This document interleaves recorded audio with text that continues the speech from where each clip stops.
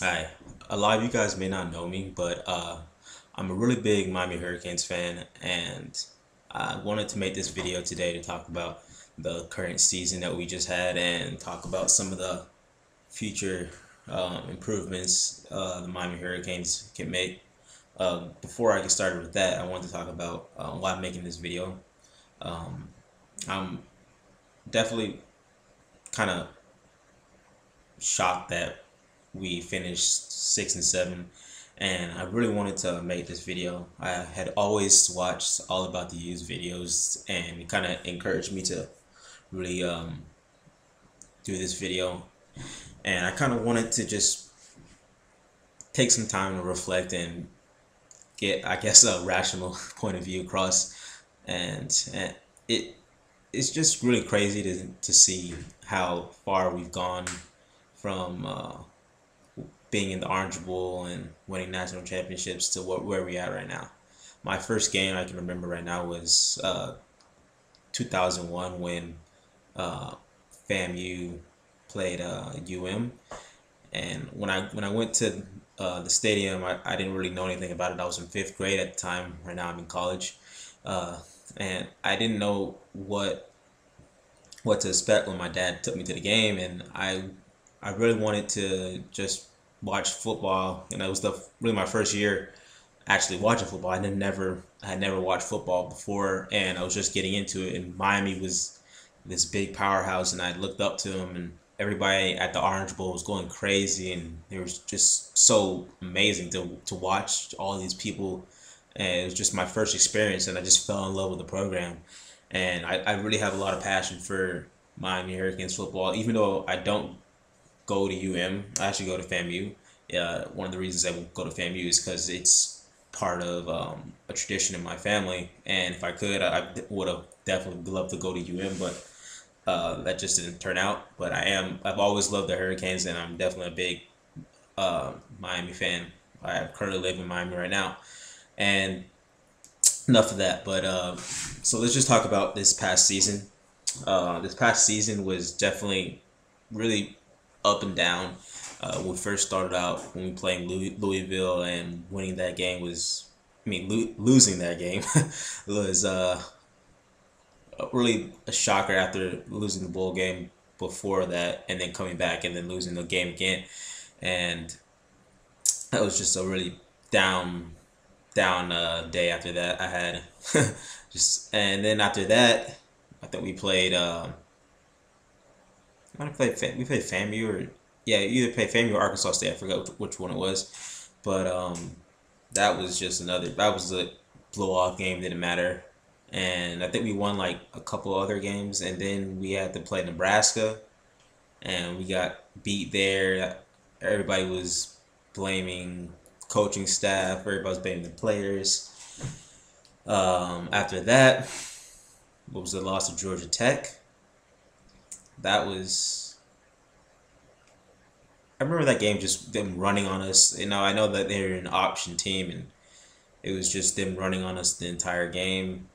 I just didn't understand why we couldn't stack the box and put some pressure on the quarterback and get him in a third and long situation, but that never happened.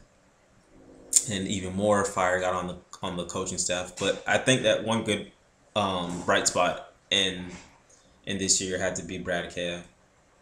I think that's how you say his name. I always mix it up. But yeah, he is definitely a amazing quarterback. I've been watching him since he was in high school. I knew him from the vids that are on YouTube, and I was able to see him, and he's always been pretty loyal to the U, and I think that he's gonna be our future, and I think he will definitely get us out of this funk that we're in right now and get us. I want to say national championship because I think that's still very far from now, but I think that he will definitely be a bright spot in the future. So talking about this coaching staff that we have now, I think I have supported Al Golden for the longest, and right now I'm really upset at how we ended the season. I was at that Pitt game. I came down from college. I think it was during Thanksgiving. I was at that Pitt game, and and just the seeing the stadium and seeing how just upset everybody was, it was just really embarrassing. And I feel that if we can't get out of blaming other people for our current predicament, then we're never gonna get out of the cloud, as people want to say. And I just don't think that it's anybody's fault. I mean, that besides Devin Shapiro, but I just think that we need to just start blaming each other and start focusing on the positives. And right now we're in a really bad situation, but we got to start looking to the future. And if Al Golden isn't the right person for the job, then okay, maybe we need to look for somewhere else. But for right now, he's not gonna go anywhere. So we need to start trying to improve ourselves. Yes, we've lost a few recruits. I've seen a couple of recruits on Twitter decommit from the U, but hopefully we can keep this next class. I know we lost Duke Johnson, so a couple of the recruits that we're getting are pretty decent running backs. So hopefully we can improve and play better. But let's just talk about this past bowl that we saw in South Carolina. I want to talk about the positives and the negatives. So a couple of the positives were that we didn't just give up. I felt like the team played.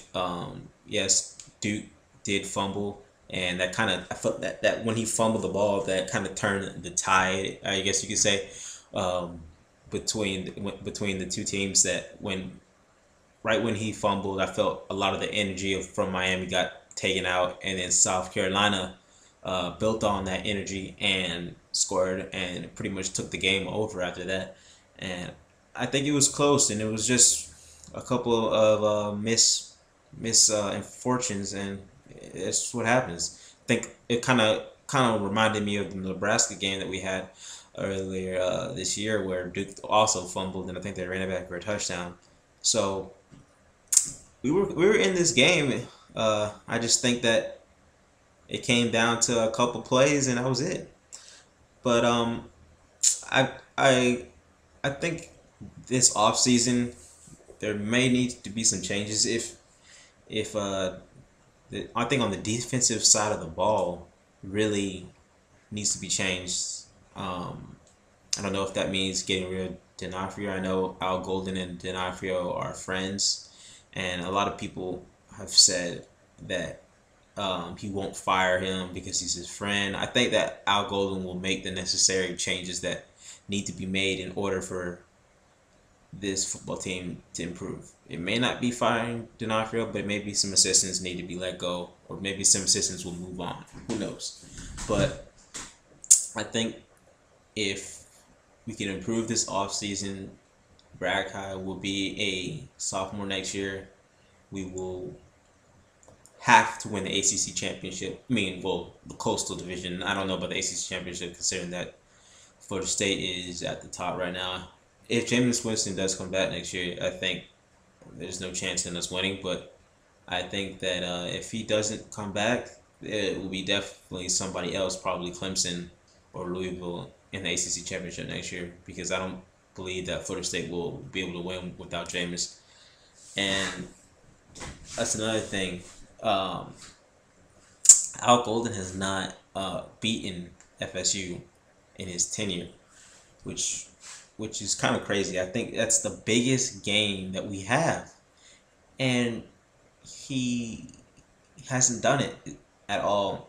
And I'm tired of the excuses. I've dealt with it for 4 years now, and I feel that next year there's no more excuses. It's either you win or you get fired for me. And I've had my mouth shut for so long now, and I just want my voice to be heard, that by next year, if things don't change, then I'm gonna definitely be trying my best to try to force a change. And I think this is one of the best ways. So give me some feedback. I know I've probably said I think a bajillion times by now, but give me some feedback, and hopefully I can continue these videos. And yeah, later.